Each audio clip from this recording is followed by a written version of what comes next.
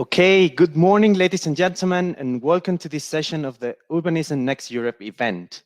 Today, we're having a very dynamic event in which a group of mobility experts from different sectors will discuss on how to bring together different stakeholders from all these sectors. From the EIT Urban Mobility, we are working on making cities more livable through challenge areas: active mobility, future digital mobility, sustainable city logistics, and mobility and energy.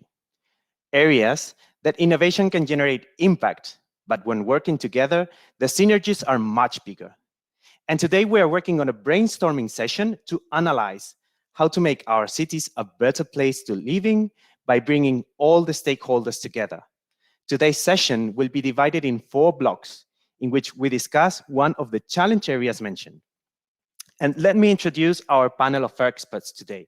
Each of them will be representing one of the EIT Urban Mobility challenge areas. So for active mobility, we have Dr. Lucy Mahoney. She's an expert urbanist and strategic transport and mobilities through leader and commentator. She specializes in multimodal research, creative thinking, and policy advice for active, efficient, and sustainable mobilities. Dr. Mahoney is C40 Cities Senior Manager for Walking and Cycling, and she offers expertise and advice to cities aiming to increase the share of trips taken by healthy, safe, and carbon-free mobility options. She also advises cities on how to ensure that walking and cycling policies and programs are adapted for climate breakdown and are resilient during extreme weather events. Welcome, Lucy.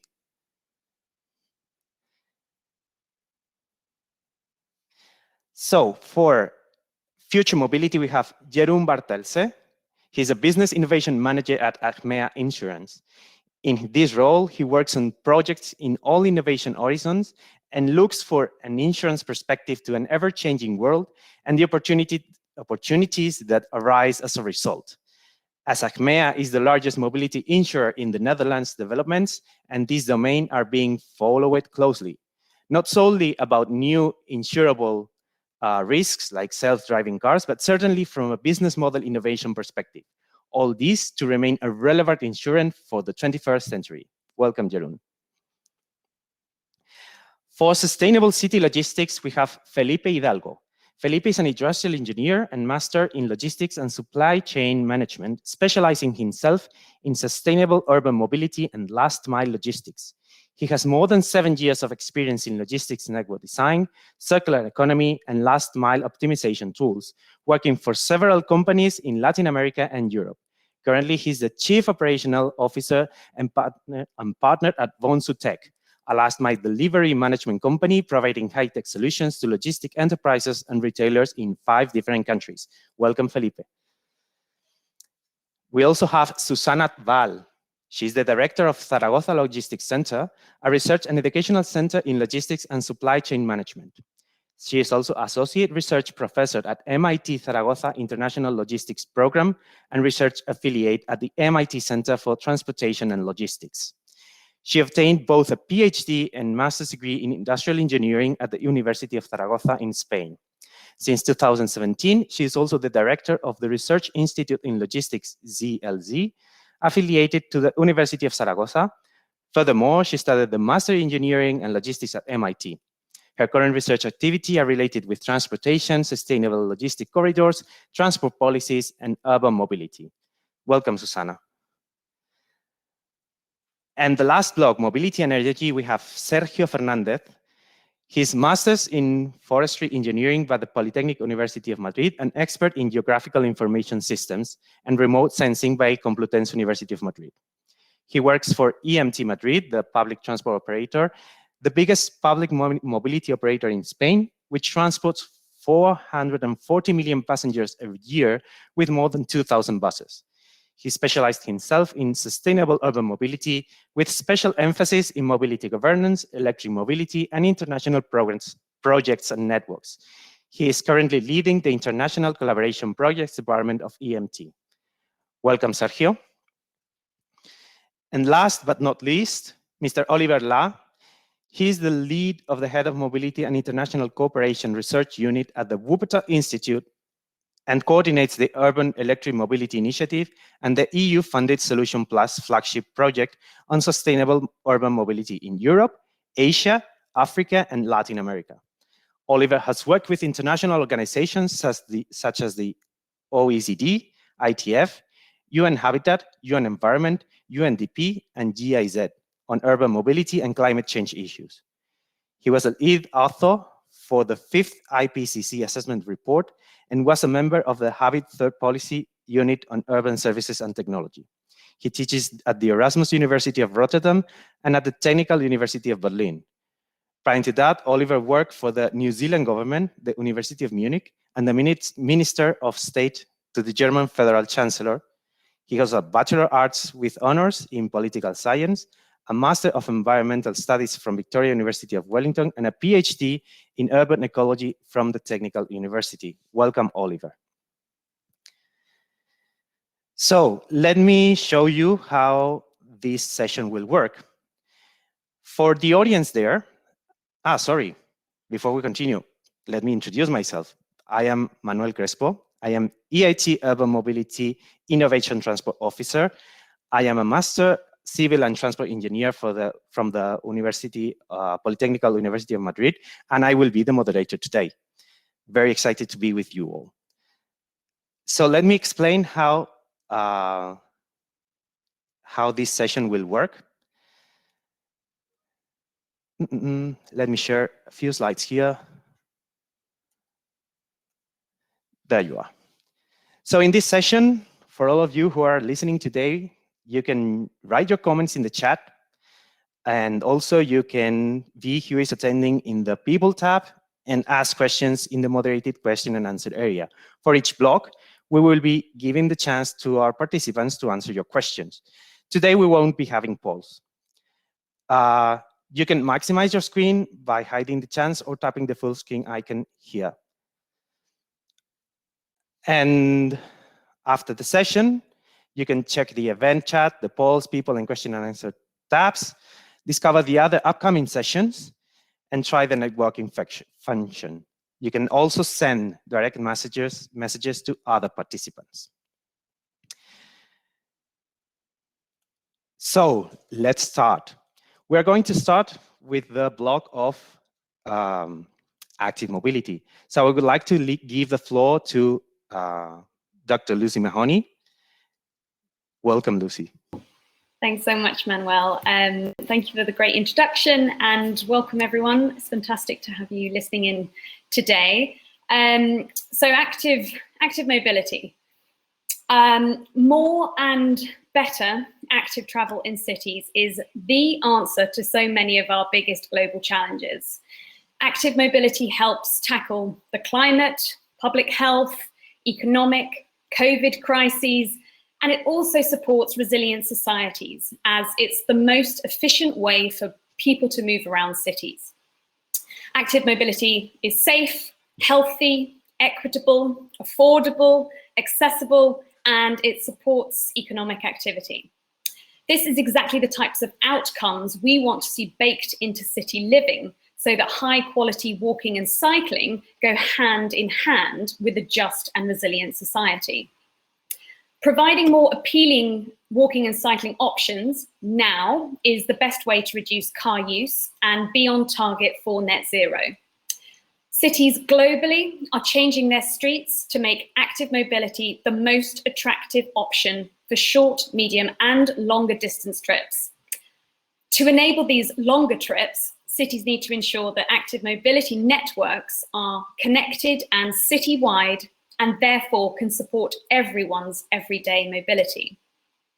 Measures such as pavement widening, pedestrian priority at traffic lights, continuous sidewalks, citywide cycling infrastructure, low traffic neighborhoods, school streets, and COVID measures such as street closures for cafes and restaurants and pop-up infrastructure all support the future of active mobility. Active mobility can also help mitigate climate breakdown by ensuring that walking and cycling remain viable mobility options for everyday trips when other networks fail, such as flooded subway systems. But through green infrastructure and other adaptation measures, they can also help a city adapt to extreme weather events such as heat waves, flooding, storms, and droughts. Active mobility has emerged as a key form of mobility during the COVID-19 crisis, but the consequences of people switching to cars, however, are enormous. Cities would suffer from increased sedentary lifestyles, road danger, air and noise pollution, as well as congestion and more profound transport inequities, all issues that have been exacerbated due to the COVID-19 crisis. There needs to be a rebalancing where cities improve the performance of streets and we re-envision what streets are for and who they should serve. Reallocating road space improves the urban realm, reactivates places and spaces to be inclusive and attractive to people from all walks of life. This has multiple benefits as streets are safer due to passive surveillance and cities are transformed into more livable and resilient places. So my 3 key messages around active mobility for everyone listening in is we need equitable and permanent road space reallocation. We need to measure and communicate the benefits of active mobility, and we need to acknowledge the value and appropriately fund active travel. Thanks so much.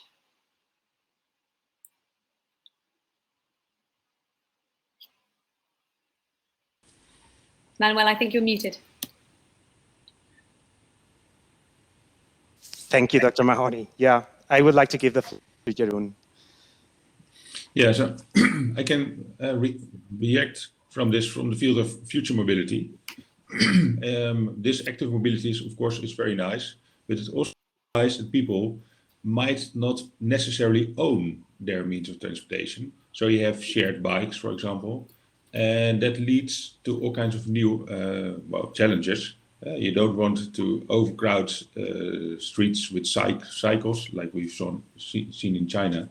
So from the future mobility point of view, we think data is relevant, and one of the projects that is being carried out in the field of active mobility is, for example, I have an echo apparently, is smart hubs. They look where to place mobility hubs. And we are working on a project called UMOS, because if you don't want to have smart hubs per brand, so cities might want to create hubs where lots of brands come together. Charging of shared mobility, like shared bikes, is also a challenge, so that needs to be carried out. So from the future mobility perspective, we look at data, IoT things that will definitely help to improve active mobility. So. Jeroen, I would like to give the floor now to Felipe. Thank you, Manuel, and thank you all for being here and for the invitation. It's great to be here. So, well, I will be speaking about the sustainable city logistics. First of all, well, just to give a brief introduction on the issues real happening in city logistics, focusing on the last mile delivery aspect. So we live in an urbanizing world. Around 4.4 billion people live nowadays in cities. This is causing an exponential growth also on last mile deliveries happening in city logistics. It's approximately 2 million packages of e-commerce happening every day in Spain, being delivered at least. So this is creating big issues for inside city logistics and mobility, right? More vehicles in cities. Around 20% of the traffic in cities is caused by the transportation of goods, and around the 25% of the emissions caused by these traffic comes also from transportation of goods.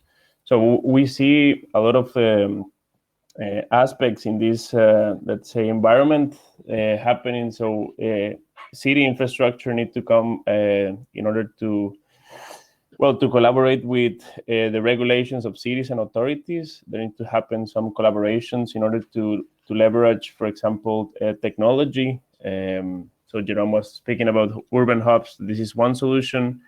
Another solution is the most common now in Europe, for example, in Poland, the PUDOs, the convenience store and click and collect. And we're seeing a trend in uprising all these kind of solutions, like consolidation hubs, night distribution, and the use of electric vehicles. So just to sum up, we see several kind of actions that need to be taken. Authorities need to adapt in order to meet these new trends and delivery business models like crowdsourcing, loading and unloading zones. We need to leverage technology in the sector to use last mile delivery technology in order to optimize routes and to be more efficient. But most of all, we need to leverage collaborations between city logistics providers and regulation cities and authorities. Thank you. Thank you, Felipe. I would like to give the floor to Susana. Susana, just a kindly reminder, we are on the active mobility blog. So how do you think the sustainable city logistics could be related to the active mobility? Okay, thank you, Manuel, and good morning, and thank you for inviting me to this fantastic panel. So first of all, I would like to send you a message. I would like to emphasize in the need of collaboration of all the stakeholders. I think there is a direct relationship between the actions related to active mobility and sustainable city logistics, but we need commitment. Specifically, and I will put you an example, I think there are already some implementations in cities in which that can be observed, this kind of commitment. Let me put you the example of the so-called super blocks. So super blocks, they try to achieve spaces with a higher quality of life where active mobility is promoted, but local trade is at the same time reactivated, and consequently jobs can be created in the area. So basically the operation of a super block consists of delimiting areas of about 400 square meters. So distances can be covered on foot on about 10 minutes. Public transport can be found in the perimeter of the super block, and personal mobility vehicles can park within the super block. So for city logistics, the largest freight vehicles only are allowed to run in the perimeter and are banned inside the super block. So the access is only allowed for electric or non-pollutant vehicles. Inside the super block, we can find pacified roads. It allows greater active mobility and the reactivation of internal trade areas on the neighborhoods. So I think this solution is operative in some cities in Europe. One example is in Barcelona, and city logistics operates thanks to depots that are located in the perimeters on the different super blocks. I think these solutions ensure sustainability within the super block and promote also best practices in both active mobility and city logistics. Thank you, Susana. I would like to give the floor to Sergio. Sergio, how do you think the mobility and energy can relate to active mobility? Well, first of all, thank you very much for inviting us to be part of this panel, and good morning, everyone. I guess from the energy point of view, active mobility is the most efficient way to move around, taking care at the same time of our health and helping to reduce the negative externalities that motorized means of transport generate.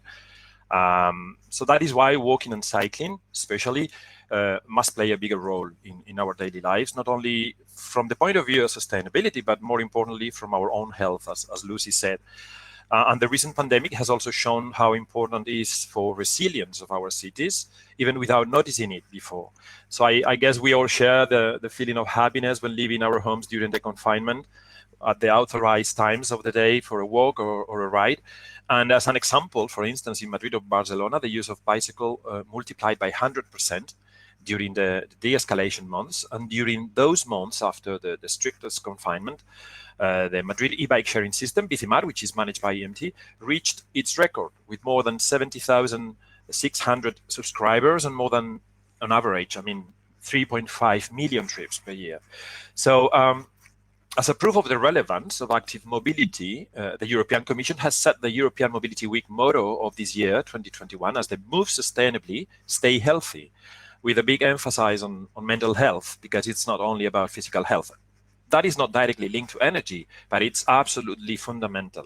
So to conclude, I would also like to add some, or point out some aspects about active modes, because they also have a big role to play and a big importance when talking about multimodality. They are the perfect complement for public transport or for new micro-mobility shared services. In big cities, making the whole trip by walking or cycling may not be the most easy or time-efficient way, but combined with public transport, for instance, can be the perfect match. And that also directly relates with energy efficiency. Thank you, Sergio. Next one will be Mr. Dr. Oliver La. Oliver, welcome. How do you think Thank you, Manuel. active mobility relates to mobility and energy? Great, thank you very much. And Sergio mentioned it very well.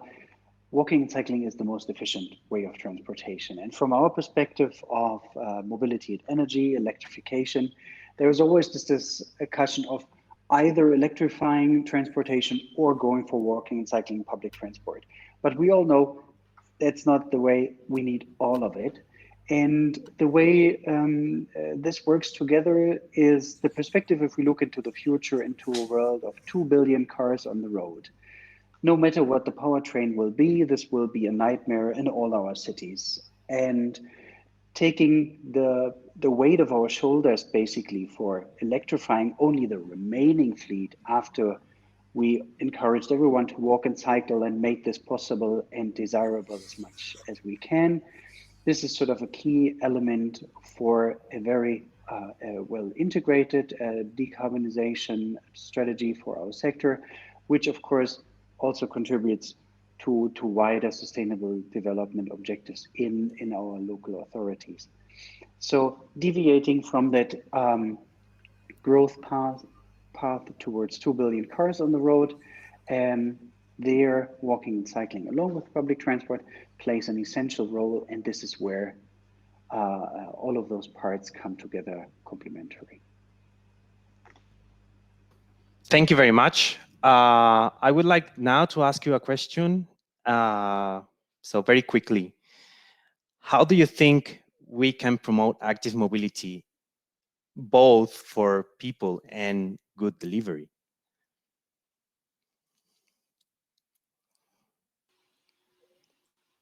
This is for me, Manuel. It's open, so anyone who wants to start? Yeah. Oops. I mean, I think it's quite difficult. If we all knew the answer, things would be much easier. But I think maybe linking the message with health could be worth to approach the topic, because many times it's, I mean, all of us, we have done it even sometimes. You subscribe to a gym and then you go to the gym using a motorbike or a subway, and you could be just walking or cycling. So I think health is one of the biggest, let's say, driven forces that could lead us to shift towards an active mobility. I think you need to provide also the infrastructure in cities. I mean, if you have green areas, if you have places where it's nice to walk, I think culturally people shift their minds through a better lifestyle. If you don't provide infrastructure, people never will make the change to this active mobility, I think. So you need to invest a little bit on cities. You need to make cities nicer for people, and then you need to communicate this message that is really important. So that's health, and culturally change the people's minds.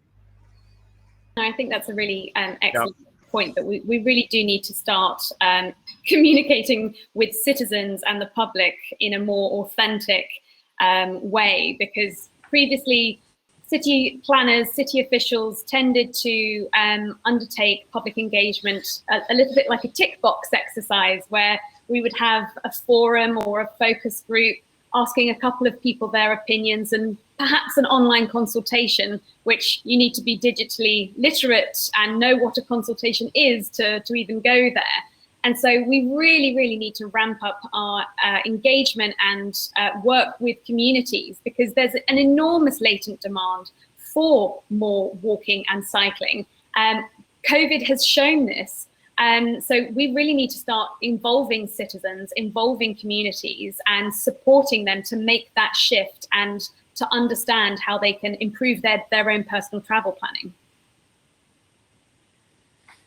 If you look at the Netherlands, we are of course a cycling nation, and maybe active mobility and logistics does not really seem to match at first sight, but we have lots of tricycles delivering goods in inner cities, because it's way easier than to do it with cars or vans.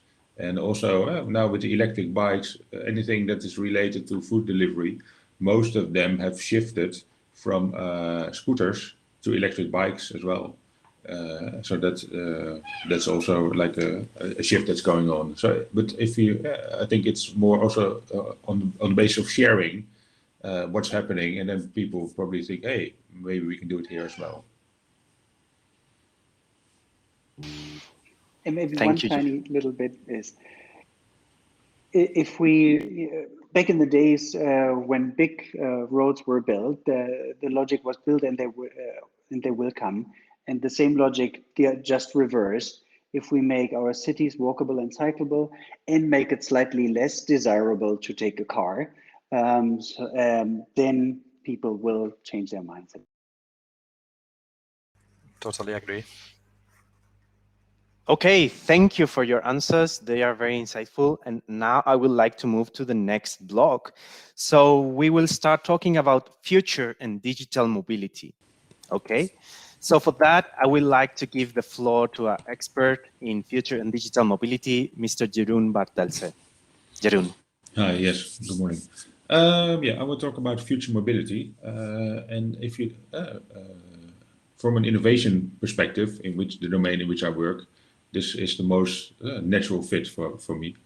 If you look at the EIT definition of future mobility, it says it's all areas that promote digital technologies such as artificial intelligence, 5G, sensors, smart infrastructures. And these technologies enable mobility innovations such as mobility as a service, intelligent transportation systems, self-driving cars, Internet of Things, all this to improve safety.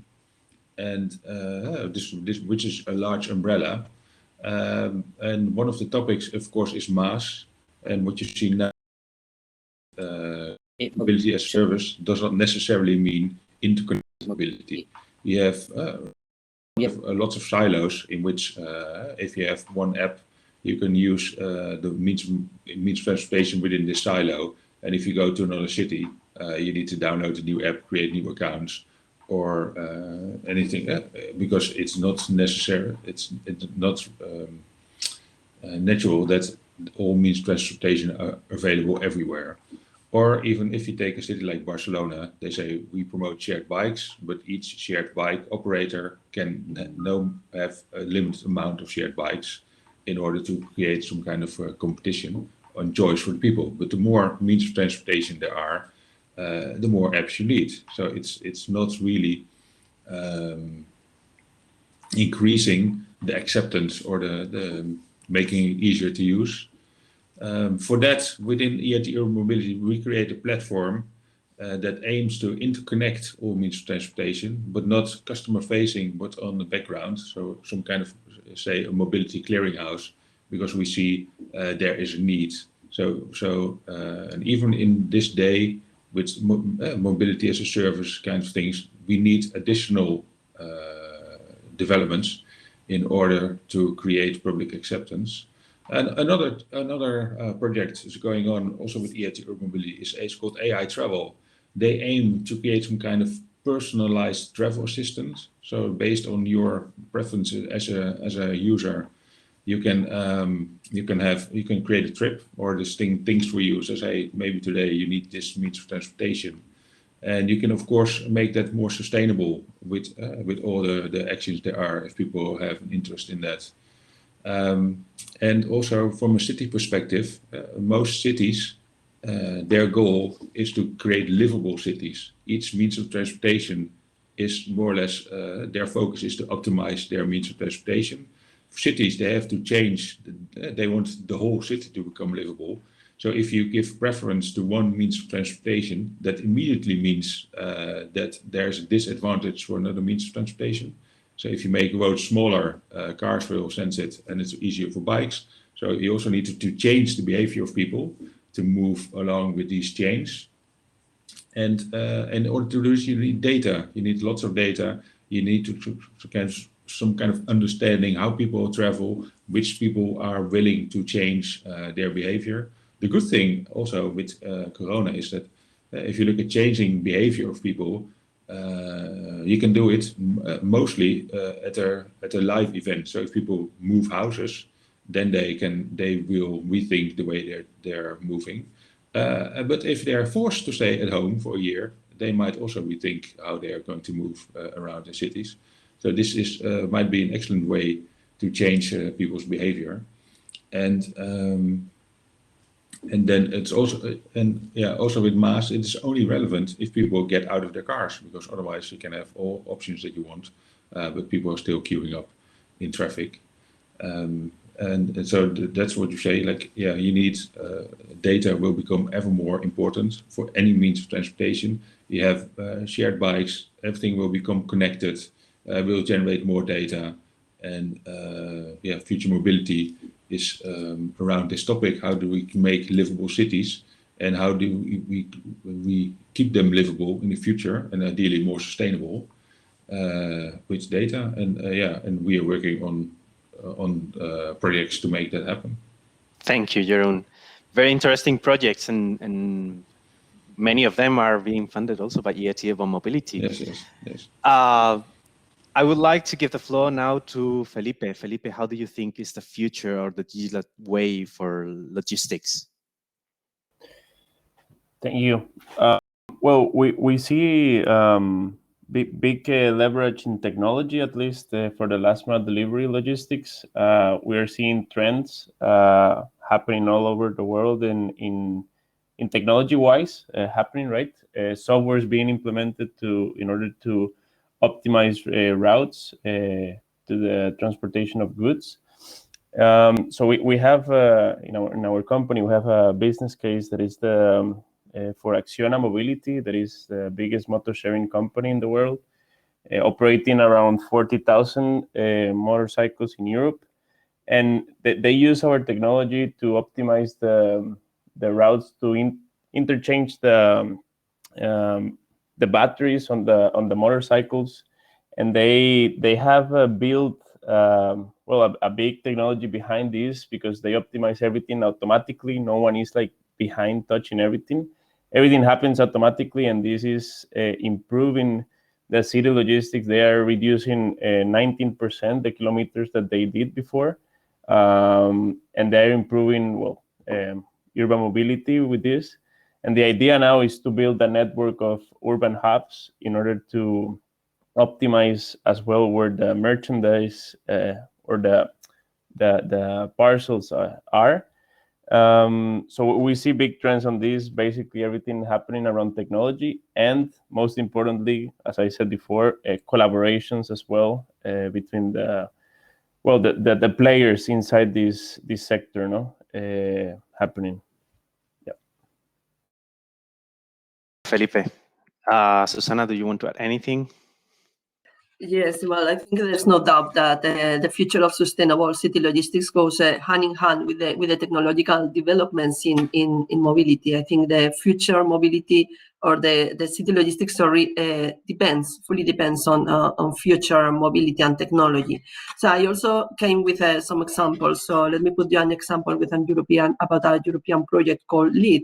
So this project we are currently ongoing that relies on smart data-driven logistics solutions to create innovative business models and also to create agile freight storage and distribution with low emissions vehicles. So how we do that? The low emissions logistics operations are empowered by adaptive modeling approach and digital twin models. So that we can apply those on real life environments. So thanks to digital twins, thanks to these platforms, thanks to this simulation, so we can validate conditions and use practical arrangements of the data sharing.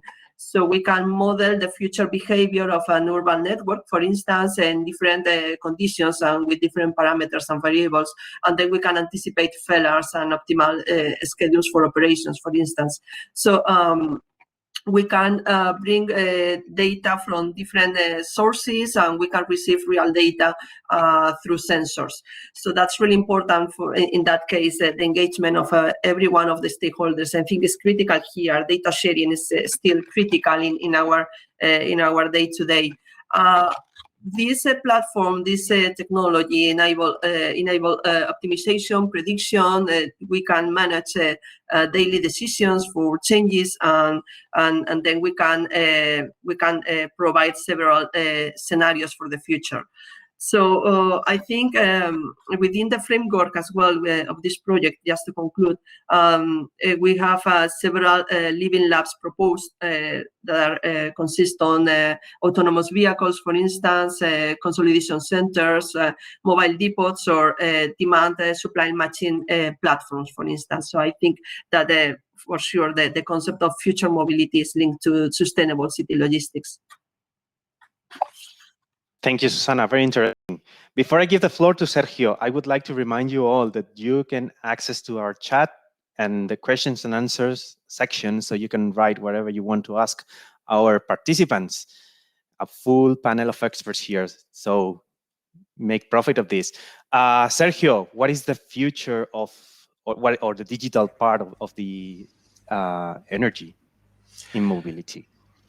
Well, I mean, the EU's digital and green commitment is expressed in the field of mobility in the sustainable and smart mobility strategy that was published last December by the Commission, and describes as fundamental the digital solutions that enable and facilitate multimodality. So from the perspective of a public transport operator, as EMT, it is clear that this digitalization or digitization of mobility, multimodal integration, opening of data, and are really an imminent reality for the achievement of these objectives. Also, other innovations such as automation can bring Europe to new scenarios regarding mobility and energy. So, for instance, from our particular point of view, EMT Madrid, we've been already working in this sense since time ago, resorting to technology as a tool to improve the user experience and contributing to improve the efficiency of the services, and therefore the energy we use for these services. For instance, promoting mobility as a service or open data and technologies for the analysis and optimization of mobility, and therefore to optimize the energy that we use for this mobility, removing empty kilometers are key. So under this approach, as an example, we launched last December Madrid Mobility 360, evolving from previous attempts on mobility as a service. And we included fully functional solutions for booking and locking, payments, and innovative functionalities to improve customer experience and safety. For instance, selecting the most sustainable trip choice, so directly related again to energy efficiency and emissions, but also including the occupancy level of buses, so linked to the pandemic as well, providing alternative ways for citizens to choose the route or alternative routes regarding this occupancy of buses. So we deployed sensors and we built a 7 days forecasting model to allow these multimodal routes. Well, nevertheless, if you want to know more, I encourage you to take a look to the Thinking Cities magazine that was released last Wednesday. There you have a whole article. But other fields included within future mobility linked to energy, such as automation, I mentioned before, can play a really big role regarding energy. I must admit myself, I'm not a very fan of automation as such. I'm a bit scared yet to these autonomous vehicles. But the truth is that they will be able to improve energy for mobility, they will be able to increase efficiency, for instance, also at an operational level. If we think as a public transport operator at our own bus depots, if we optimize the way the buses run within the bus depot, we will save a lot of energy. And so I also encourage you to take a look to another EU-funded project, SHOW, in which EMT is involved, as well as many other stakeholders that will conduct real-life urban demonstrations in 20 different cities, exploring this potential of automation. Thank you, Sergio. Dr. La, would you like to add something here? Thank you very much. It's always hard to add something when you're the last one speaking, but I'll give it a shot. So indeed, I mean, future mobility solutions. Sorry, still is Lucy Mahoney. Oh, I'm lucky. Great. We take turns. Great. Well, this is good.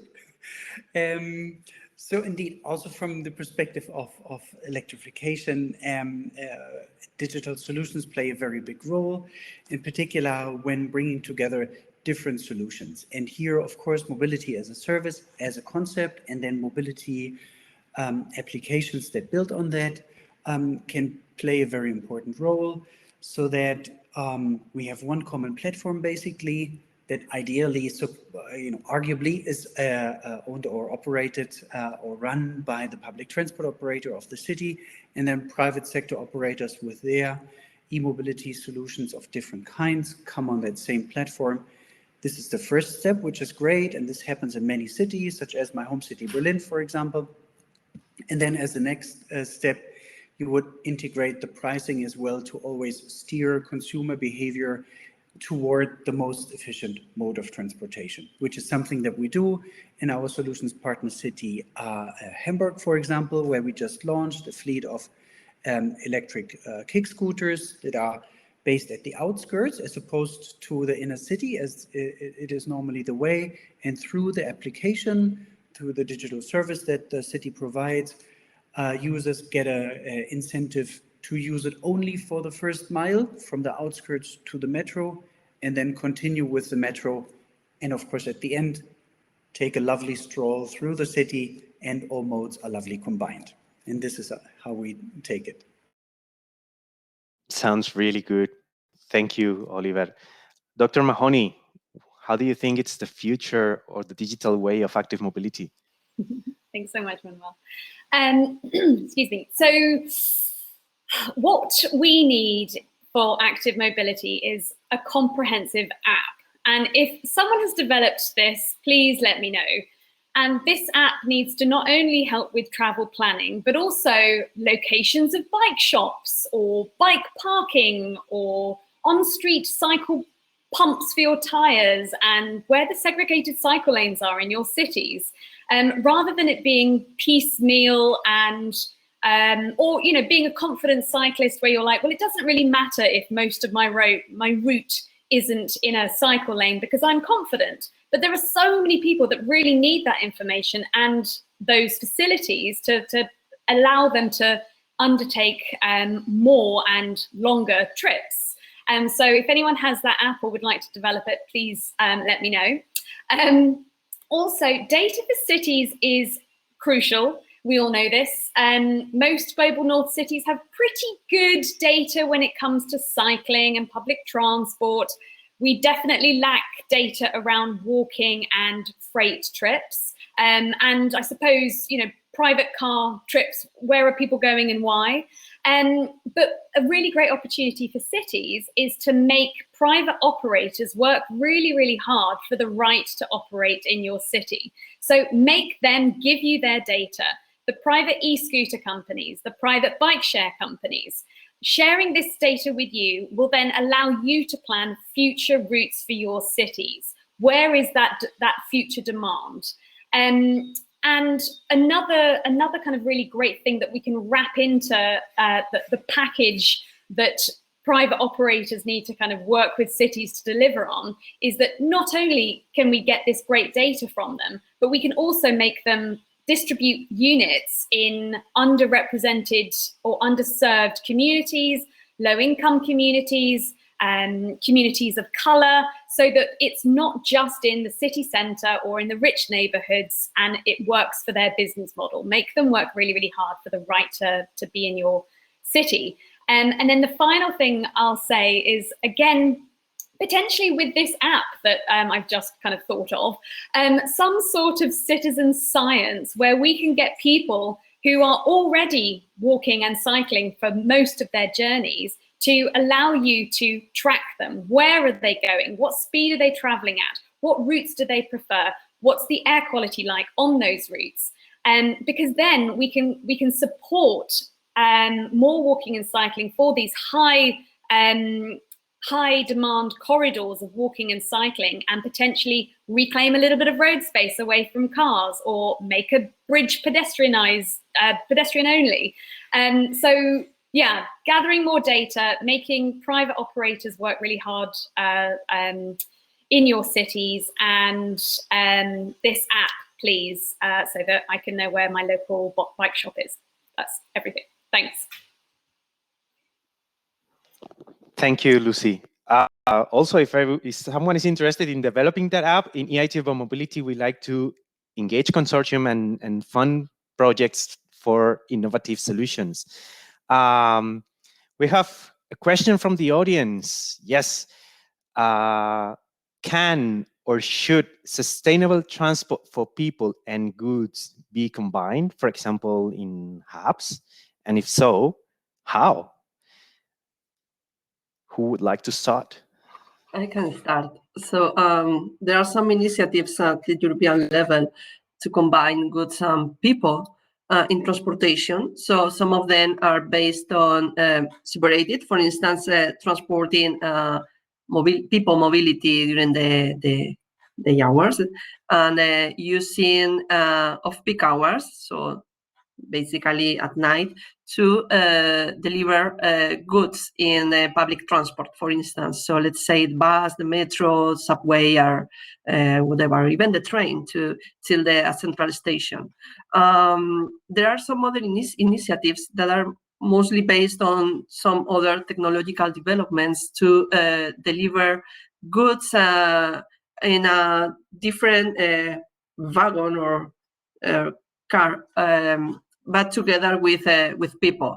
That's much more complicated. There are some pilots currently under development at the European level because, of course, goods and people are not demanding the same. You need a lot of technological improvements for optimizing and sharing all the information for delivering goods. But of course, that's something in which people are investigating and researching. Yeah. Yes, please, Sergio, go ahead. Yeah, to add something on top of that, we as a public transport operator, for instance, we've been kind of internally assessing that possibility of moving goods and people at the same time. Unfortunately, is not possible regarding the current regulation. But if we think, or just link to the question of Marjolaine, if sustainable transport can be combined, for instance, in hubs, I mean, if we are talking just about finding solutions for either people or logistics in a specific location, I would say yes. And that is something we are already working at. The city of Madrid, for instance, in the new strategy, sustainability strategy, has included these mobility hubs, including both services for people and services for logistics in the same location. And that is something that can play a really big role in urban mobility to change the mindset and be all aware that we can find those type of solutions in the same place in a very easy and convenient way. So I think it's a first step, maybe. I don't know if it would be the last one, but I think it's a first step. Thank you, Sergio. And maybe changing the policies. Oliver, what would you like to say here? Maybe just quickly on the hubs, because this is a great opportunity and something that we also co-design in some of our partner cities, and where, of course, a sensible combination of passenger and transport and logistics could come into play is, for example, pickup stations at major stops, where, of course, the link to the digital services is quite essential, so that I, with a couple of hours ahead, can plan I will be late at home, so I'd rather pick it up at my home station, my package, rather than, you know, having to wake up my neighbor. So, you know, those combinations of services are always an element where digital services can play an essential role and combine passenger and freight. Well, indeed. We are partners in Solutions Plus project, and that is one of the measures we want to implement. I forgot to mention. Cool. So let's, now that we are talking about combining good and moving people, let's move to the next block. We are entering sustainable city logistics. So I would like to give the floor to Felipe to give us a general view of how sustainable city logistics are working and how to interact with all the stakeholders. I would also like to ask you, we are running a bit late here, so please try to go to the point, all of you. Yes, thank you. Great, thank you, Manuel. Well, for the topic of sustainable city logistics, as we spoke before, we see a lot of issues happening nowadays, now related to the exponential growth of the e-commerce deliveries, the demanding expectations of customers, increasing the traffic and the CO2 emissions in cities. So as we spoke before, technology is one of the leveraging players or stakeholders that we need to implement. But as well, we see a lot of the regulations happening in cities, helping these sustainable, let's say, projects or implementations happening. No, for example, the loading and unloading zones. It's one key thing. For example, in big cities like Barcelona and Madrid, happening. These improve the way that the big trucks are moving around cities, and I think it was Susana that talked about the super blocks, and this is interconnected also with the loading and unloading zones. The big plan these strategies, and as well as the mobility restrictions. Here, at least in Madrid and Barcelona, a lot of the restrictions are happening in the transportation of goods. So not all the trucks will be able to enter the cities. Sustainable modes or green fleets will be the ones owning the cities. No? So all these, let's say, projects or implementations are happening around to improve the way city logistics happening, and yeah, to improve the way the urban mobility as well happens. Felipe. Susana? Yes, let me first say that the city logistics represents about 3% of the total fleet activity.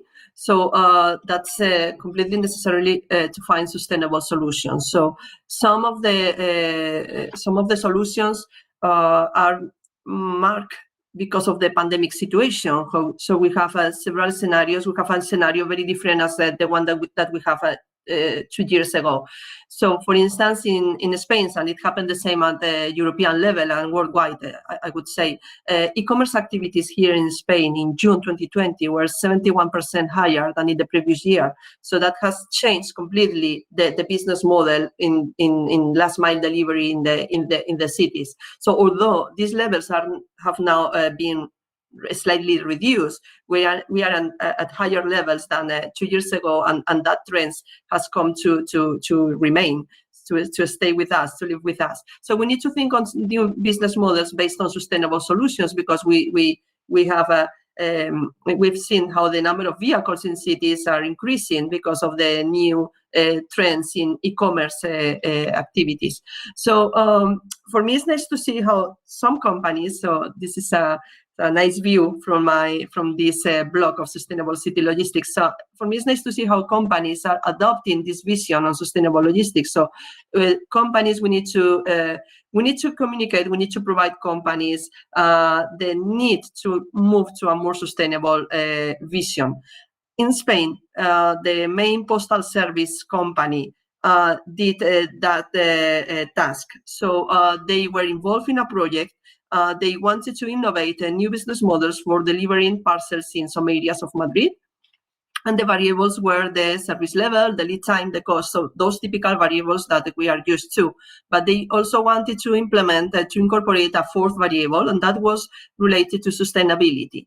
So how to innovate, including this parameter related to sustainability. So the innovation in which we work was about settling a motor shipper, which is a big truck, that according to the daily routes can be positioned in different locations, instead of having like a fixed depot or a warehouse in a fixed location. So then you have a mobile motor shipper, so where you can have like small vans, electric vans, or small electric bikes inside to deliver the parcels to depending on the daily route. So so that was really nice for us to see how the operators and the postal service companies, in that case in Spain, are including this variable into the new strategy of the company. So that was just to have a nice vision on the future. Very interesting project. Thank you, Susana. Sergio, your turn. How would you think the energy can help in sustainable city logistics? Yeah, well, energy role in logistics is key. The most efficient logistic gets, the better use we will make of the energy, and of course, preferably that energy that moves the vehicles, the freight vehicles, does not come from fossil fuels. So in Madrid in particular, the urban distribution of goods represents 10% of the urban fleet, 20% of the congestion at rush hour, and 30% of the pollution. So that is why it's one of the main priorities at the moment. And these numbers have even become bigger during the pandemic as well, through the change in behavior in home deliveries and e-commerce. So the city is about to formally approve the new ordinance on sustainable mobility framed under Madrid 360 environmental sustainability strategy. And this new regulation includes, for instance, the promotion of mobility hubs that may function as consolidation centers or cross-docking stations. It also includes the regulation of loading and unloading bays using technology, intelligent systems, the installation of lockers in different car parks to collect products. The document and the regulation includes also the progressive restriction of circulation to the most polluting vehicles, but foresees a renewable fleet funding scheme of about 10 million euros per year for freight vehicles. So consolidation of freight and combining services from different operators may be another way of improving the consumption of energy, optimizing mostly that last mile delivery, or encouraging industry to design and produce electric commercial vehicles at a reasonable price, especially for heavy-duty vehicles. One of the projects in which we are involved at the moment was already mentioned by Susana, its lead, to build digital twins in 6 TNT urban nodes: Madrid, Budapest, The Hague, Lyon, Porto, and Oslo. And the aim is to provide a clear understanding of these cost-effective strategies and measures to achieve this zero-emission logistics. And it's directly linked to energy consumption. And this will also be a way to provide clear inputs for preparation of either sustainable urban logistic plans, or to develop logistics within sustainable urban mobility plans or other planning tools. And that is also linked with big data and real-time traffic management. Some of the pilots, and this is also quite interesting from the energy point of view, will explore the potential of crowd shipping and crowdsourcing. And this is linked with circular economies and collaborative approaches. And that can also play a big role in improving energy efficiency in logistics. Thank you, Sergio. Oliver. Thank you. Great. Indeed, I mean, electrification plays a very big role for addressing air quality, where logistics plays a disproportionately high role in cities. But also we need to think of different variations of the types of vehicles and business models that we apply to address the very different and changing patterns of consumption, and with that, all the parcel delivery that come with it. And here, of course, the focus on the last mile is one where different types of e-mobility solutions can make an important role to address not just the CO2 and the air quality aspects, but also all the other elements that come with last mile distribution, such as the clogging of the roads by vans and safety issues that come with last mile logistics.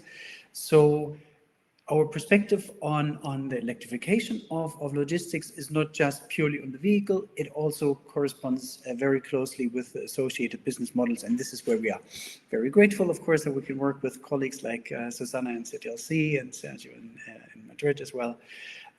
So yeah, the combination of both the vehicles and how they are used is quite essential from that perspective too. Thank you, Oliver. So talking about last mile, what about active mobility? Lucy. Perfect segue, Manuel.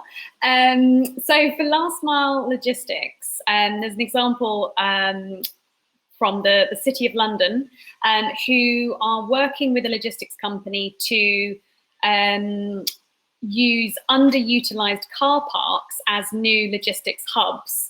And these hubs, for example, are where e-cargo bikes can be charged and stored, and the goods that are going to be delivered can also be securely kept. It's just a really exciting example of how we can reclaim space from cars, and also just be smarter with how we are using space in our cities, and support last mile logistics. The other point I wanted to make, there's been an incredible uptick in e-cargo delivery companies. Again, in London, there's this amazing company who I won't mention the name, but they are really emphasizing an ethos of being safe and considerate operators. And there's a UK charity called Sustrans, which is the UK's charity for sustainable transport. And they recently, a couple of years ago, had an office move and used this company to move all of their equipment across the city. And so it just demonstrates that actually, like, you can really carry a hell of a lot on an e-cargo bike, and that we just need to change the way that we think and give it a go. So yeah, those are my couple of examples. Thanks. Thank you. And last, Jeroen, what is the digital future of sustainable city logistics? Yeah, I can keep it fairly short. But the thing that hasn't been mentioned yet is, apart from becoming electric, there's also lots of startups working on autonomous traffic. So you have a startup in Europe, it's called Einride, who's doing autonomous electric transportation with smaller cars, so it can also work in a city. And in order to do this, then you need 5G, you need data, you need intelligent systems, you need to incorporate these modes of transportation in normal traffic. So with people that are on bikes and are walking are the biggest threat to any autonomous development.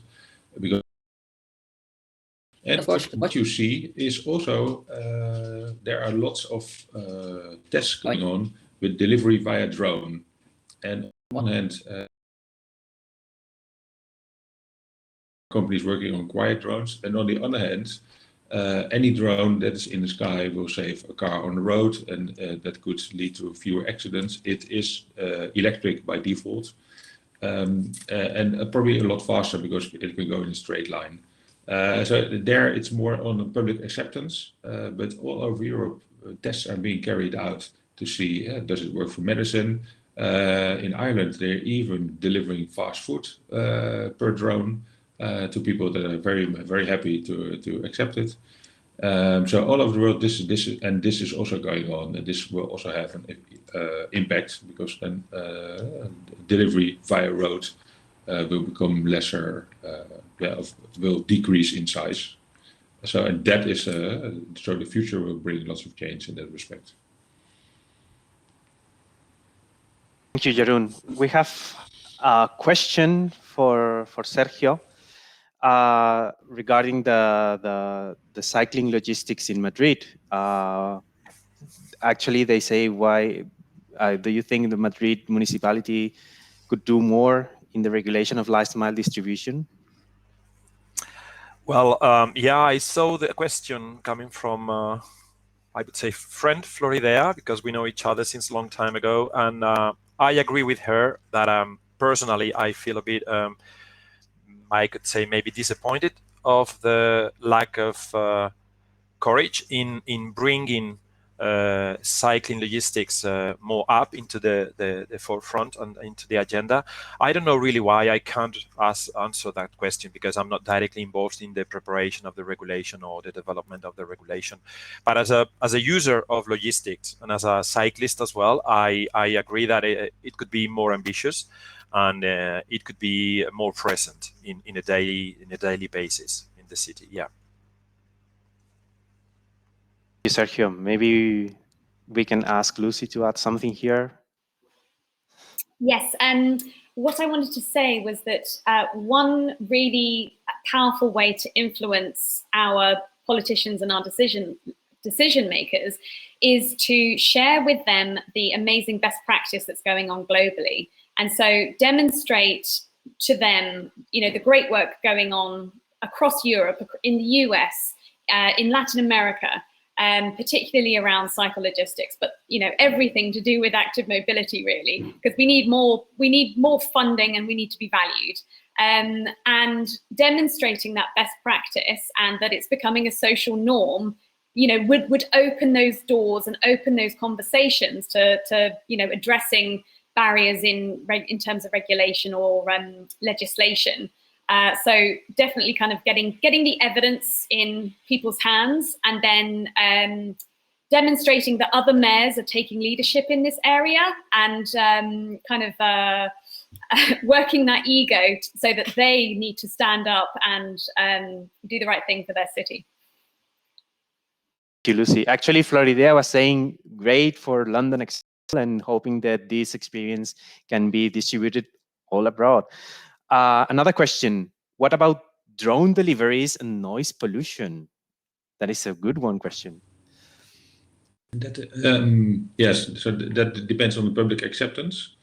I've talked to one of the parties that does drone delivery because contrary to road delivery, a drone is via the air, of course, but that also means that it doesn't necessarily need to have the same route every single time, because there could be a market on one of the days that they need different routes. I know that they've carried out tests in Australia, and then they are now very, very closely working with the local communities.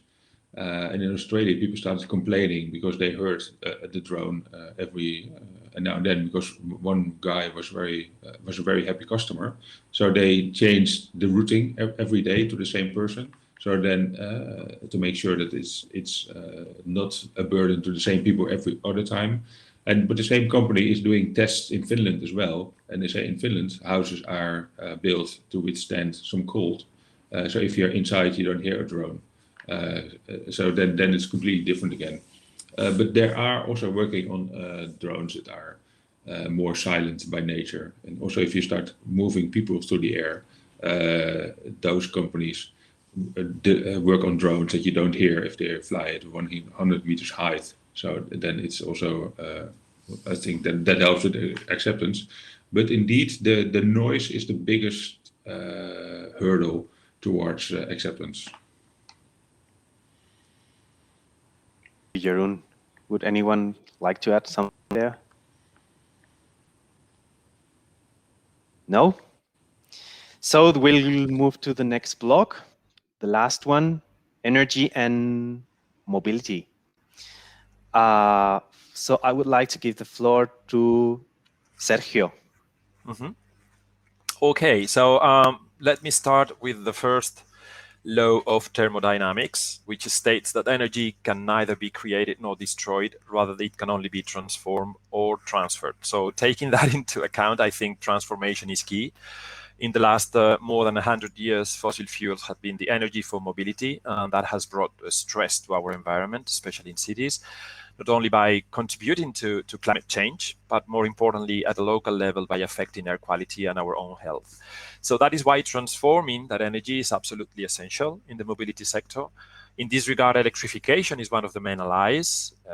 If we just focus on motorized means of transport. Of course, active mobility is absolutely key. But we could also think about alternative fuels such as hydrogen. So the European Union has taken some steps in this regard. The Alternative Fuels Infrastructure Directive, setting targets for each member state on charging infrastructure, or the European Green Deal, with the target of decarbonizing energy sector and achieving a climate neutral Europe by 2050, setting also this intermediate target to reduce emissions by at least 55% by 2030.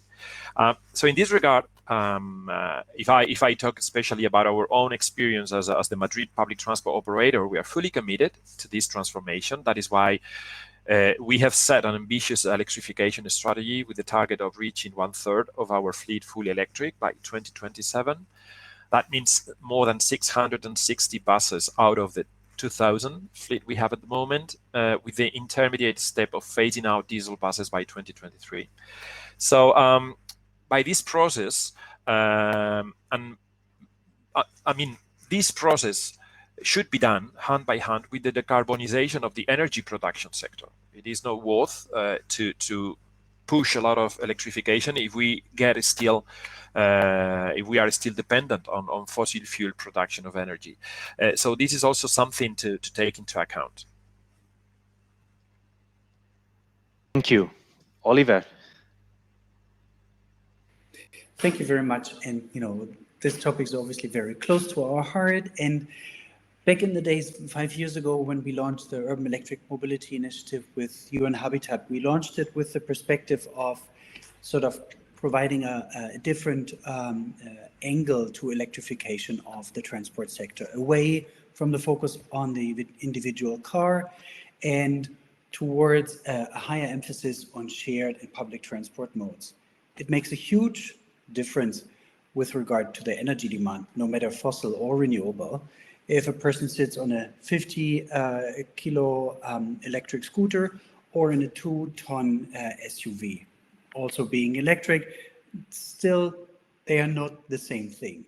And this is our focus in our work, and this is what we currently also deliver in our living labs in the EU-funded Solutions Plus project, where we work with colleagues like Sergio and Susana, and also the Polis colleagues and others in Europe, Asia, Africa, and Latin America, focusing on different and innovative solutions for vehicles, focusing on micro-mobility, on 2- and 3-wheelers, on logistics solutions, on bus conversions, on minibuses, and then also integrating them well and develop charging solutions that are adaptive and efficient, and integrate them into the sustainable mobility system in those partner cities. And out of that, we aim to initiate quite a bit of peer learning of all those business solutions and policy solutions and planning ideas that we can share with the global community. And we hope to contribute with that a little bit to the transformations in our cities. Thank you, Oliver. Actually, yeah, I agree there. So, Dr. Lucy Mahoney, your turn. Thank you. Oliver, I love the fact that you brought in the 2-ton SUV, because electric cars are still cars, and they make active mobility harder.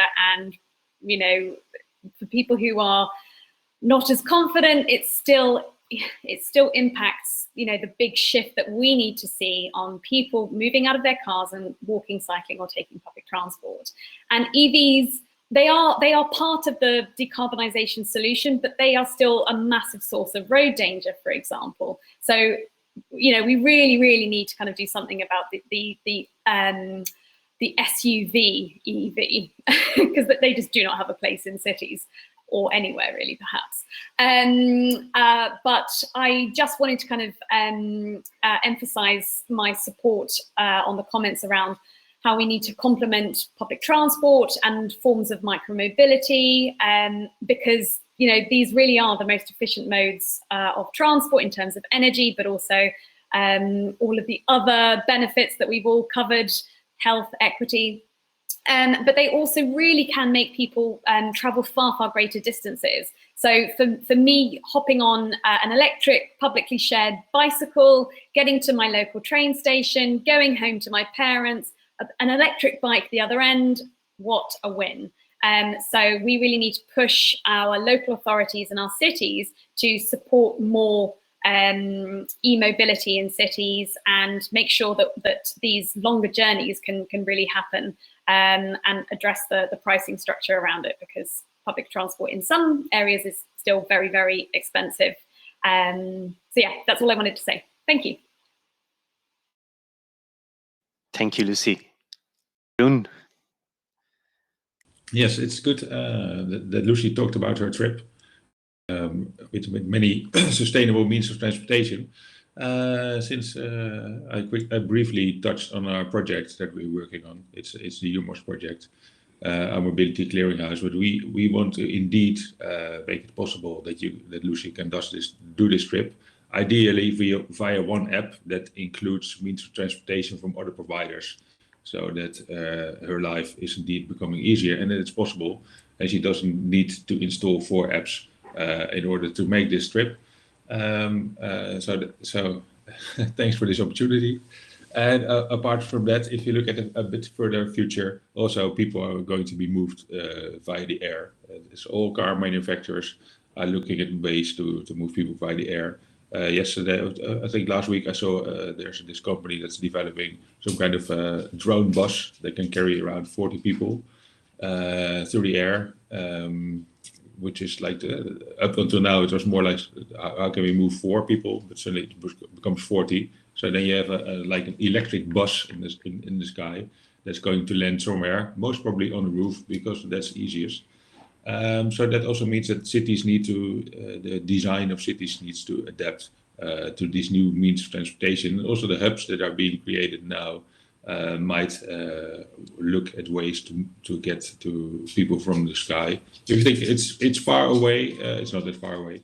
Those things are flying. They are being certified by the European Union at the moment, by the EASA. And in Paris, they aim to move people through the air from the airport to the city to celebrate the Olympics. And that could be the first official one, but I know that other cities, and in Spain, they're very much looking at it. Might even be earlier than that.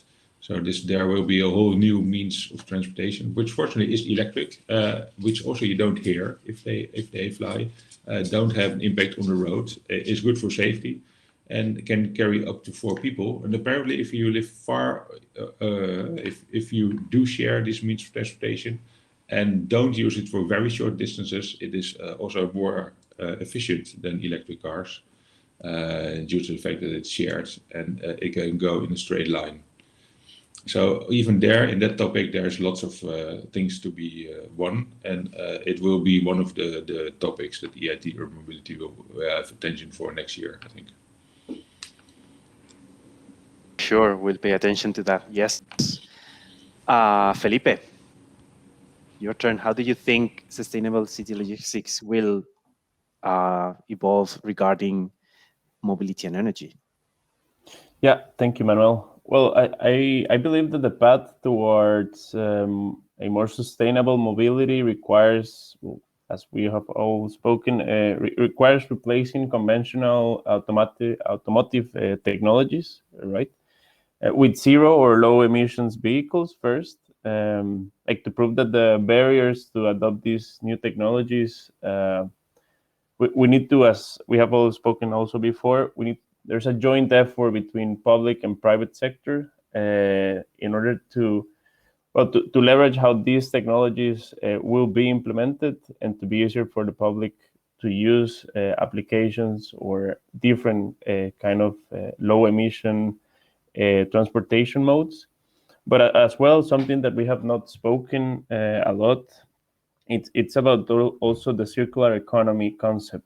Right, and this impacts a lot on how the city logistics actually works. Right, in logistics, there's a term that is the reverse logistics. That is how the transport of goods actually gets back to the distributors or the retailers, and actually in cities it's not planned how this should be happening, right? Because the user and the logistics provider do not, or it's not at least that easy to coordinate, right? This point. So this is another topic that it's important in order to leverage how these mode of transportations are used. Just to quickly finish an example, there's a Barcelona-based startup that is doing a great use case to leverage this reverse logistics. It's one of our clients in the company, and they are using urban hubs in order to do the reverse logistics for big retailers. And the peculiar thing of this company is that they only hire people that live within 700 meters of the urban hub. So also they are improving the way that the people that work for them, they do not make long travels because they already work in the workplace or around the workplace. So this is another great way to leverage all these kind of business models to improve city logistics. Yeah, thank you. Felipe. Susana, would you like to add something here? Yes, I'll try to be brief on that. I think the urban freight operators may adopt the alternative fuels, some other alternative fuels as energy shape. But I think as long as we will have policies to promote solutions such as adoption, not only the adoption of alternative fuels, but also other incentives such as some stricter emissions standards or zero emission zones. I think this will push the operators to adopt these alternative fuels. I would like in this line to point out a big gap that we have identified is that the small companies with very low profit margins, we know for sure that in Europe there are a lot of fragmented companies with very low profit margins, and they are not willing to adopt. They don't have financial buffers required to adopt these new alternative fuels. So these are the largest companies, the biggest companies, the ones that have enough resources to invest in new fleets or in cleaner technologies. So we need to fill the existing gap between those small companies that are leaving the European market, let's say, with those largest companies. There is a lot of to do in that field. Those largest companies we have identified that these are really committed to carbon emissions footprinting. They measure the carbon footprint. They want to reduce the carbon footprint. They want to use alternative fuels. But we need to provide tools to those small and medium companies that don't have the resources to do that. They don't have the resources, economic resources, but they also don't have the knowledge and the methodologies to do that. That's really important. And also, just to finish, regarding the use of alternative fuels or some other ways of energies, I think it would be really important to promote the sustainable city logistics, to find new models, new collaborative models in the last mile logistics. Horizontal collaboration is one of them, in which you have like a neutral trustee just to deliver the goods in the city center, but still we are lacking some control over the goods, and culturally is many companies, many transport operators are still reluctant to share some information. So let's say that all the blogs are here involved somehow, the technology and and sustainability and also energy are really related. Just to finish, thank you. Thank you very much, Susana. I would like to talk about an advertisement I saw recently on social media. It was showing someone using an axe to break a nut, to crack a nut. It's like, why would you use an axe to crack a nut if you have a nutcracker? So why would you use the SUV to just carry yourself to buy I don't know, a load of bread on the next buy shop. Also, I was thinking about energy here. Is like sometimes when you go to the supermarket, you find that the apples that are brought to you from Australia are cheaper than the ones that are brought from the countryside of your own country. So what do you think about this? I think it's crazy, and it's directly involved with our own behavior. So I guess one of the most powerful tools is our own acts, let's say. So we must realize that we as consumers can be a very powerful tool to influence the market. And when I say consumers, I mean users. So whenever we choose our daily mode of transport, for instance, we can also influence the different actions and the different policies. So I think it's key that the change start by ourselves. So it's really something fundamental. Absolutely, yes. Someone else wants to say something, Oliver? Well, I mean, with some of those aspects that we talked about the 2-ton SUV that is not really, a sufficient mode of transportation. I do have to also say that I'm a little bit cautious about, urban air mobility, where, of course, aspects like accessibility for all come in. Is it really the most efficient mode of transportation for all? And similarly, hydrogen will play a role in long-haul freight, for big buses, for aviation and maritime, for sure. For individual cars, I'm not so sure. So always, innovation is important, but we always need to think first of what is the societal perspective of desirable informations that are fit for purpose at the right time. Yeah, I guess I understand that maybe like buses, they need a lot of, like when they are with batteries, the batteries weigh so much that maybe it is more efficient that they use hydrogen, but maybe for cars that balance is not that much. Sergio, what do you say here? They do weight a lot. I can promise you. I can promise you that.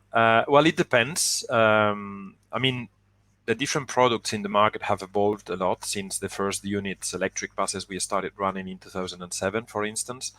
And the current models in the market have really, really improved a lot that aspect.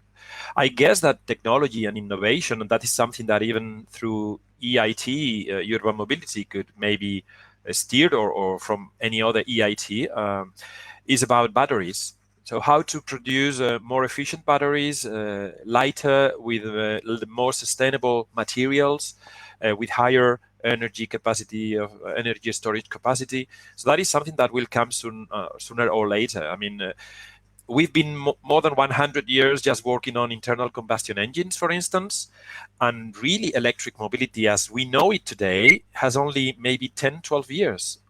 So things really change a lot from one year to another.